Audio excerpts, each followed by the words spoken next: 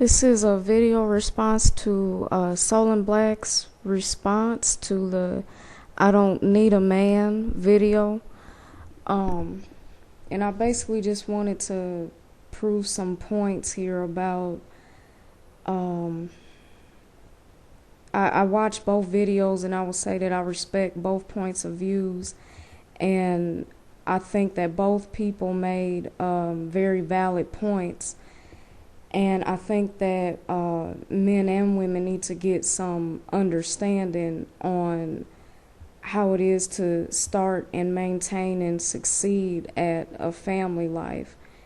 For the most part, I want to say that men and women do need each other to be in a relationship in order for the family life to succeed. That I believe that that's where it starts out at, is if the two people that are starting a family, if their relationship is not successful, then you're going to have a lot of problems when it comes to starting a family with the children involved.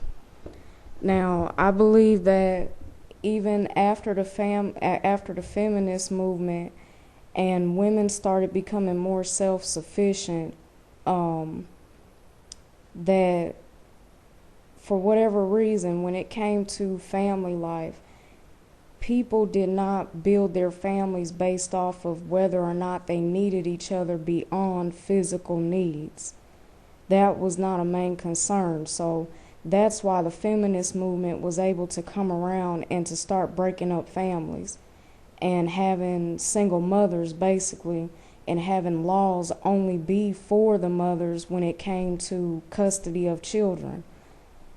And I believe that for the most part, just men and women believe in this Maslow's hierarchy of needs pyramid, where it says that the bottom need, which is the most important one, is the physiological one. And the one above that is safety. The one above safety is love and belonging. And above love and belonging, you have esteem. And then above esteem, you have self-actualization, which is the least important. Now, in the bottom, on the physiological one, it mentioned homeostasis. And homeostasis means the maintenance of a relatively stable state of equilibrium between interrelated physiological, psychological, or social factors, characteristics of an individual or group. Now, how I interpret that that definition as being that you basically need to have a equal balance between your physiological, psychological, and social factors that within your life. That's very important to have. Now, how do we get to maintaining this? The thing is that it's on the bottom of the pyramid with the physiological part, but nobody knows how to truly maintain as far as the psychological part. And some people really struggle with the social factors. So, what I'm going to touch on is that, like I said, after the feminist movement, it became easier for women to become self-sufficient. Now, the one pro about that is that if the woman's in an abusive relationship, it's a lot easier to get out now than it was for, my grandparents or great-grandparents. The con of that is that women lost the fundamental understanding of the family structure, which is that you do need both parents. And I'm not just going to jump on the women, because I will say that there are guys out there too that say, oh, well, it's just easier for me not to handle my responsibility and take care of children. Or some guys will say, well, I buy them things and that's all I need to do, which is not really helping to raise that child. So, I usually like talking to elderly people, and I've only really talked to elderly black people about this, so I really don't know about other cultures.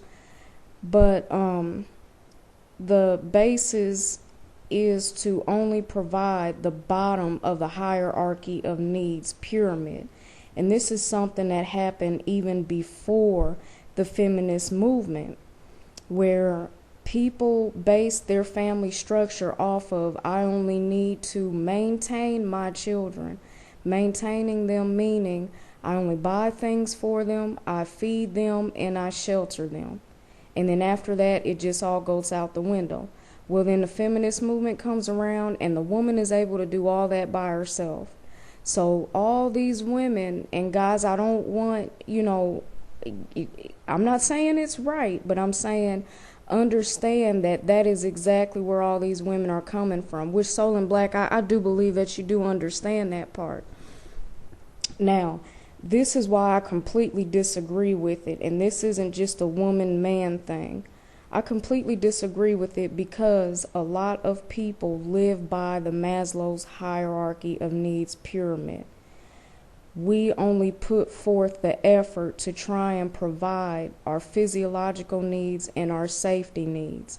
And then when it comes to love, belonging, esteem, and self-actualization, we're so busy with everything else into where those three things are thrown out the window for some people, or some people just try and maybe, halfway do it and make a little bit of a conscious effort, but then for some reason, if it gets too hard for them to do, they don't really want to try to finish with doing it and getting actually up to the self-actualization need. Which is why, I believe, a lot of successful relationships, it's just non-existent for there to be a successful relationship. I don't believe it's solely because of the feminist movement, or it's only because, white people tried to stop the civil rights movement with the feminist movement or whatnot, or whatever other reasons. I just think that for centuries, ever since everything started becoming Europeanized, that we don't know how to concentrate on the inner workings of relationships. And people are missing the fact that, whether people want to deny it or see the truth about it, is that when you have a son, his first interaction with women are going to be through his mothers and other women in his family.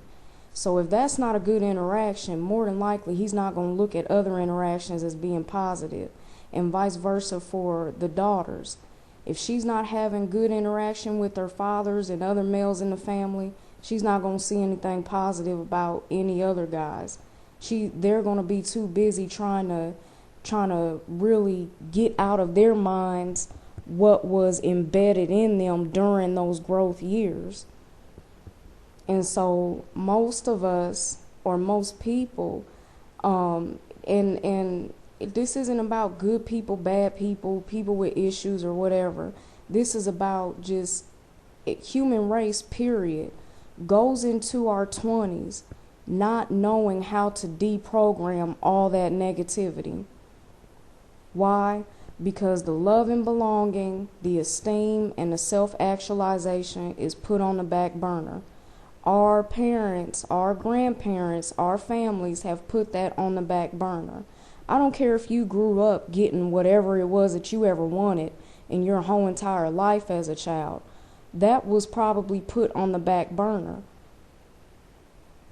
So then to try to accomplish self-actualization, I'm going to put a link up so that y'all can look at this pyramid. And I would love to hear other people's opinions about it, because this is how I see it. I see self-actualization as being the key to an actual successful relationship. Successful relationships means successful family structure. Successful family structure means a survival of not just the black community, but the human race, period. Because we are so interrelated with each other that we cannot survive without one another. That's just the way it is. I love to hear comments about it, different opinions.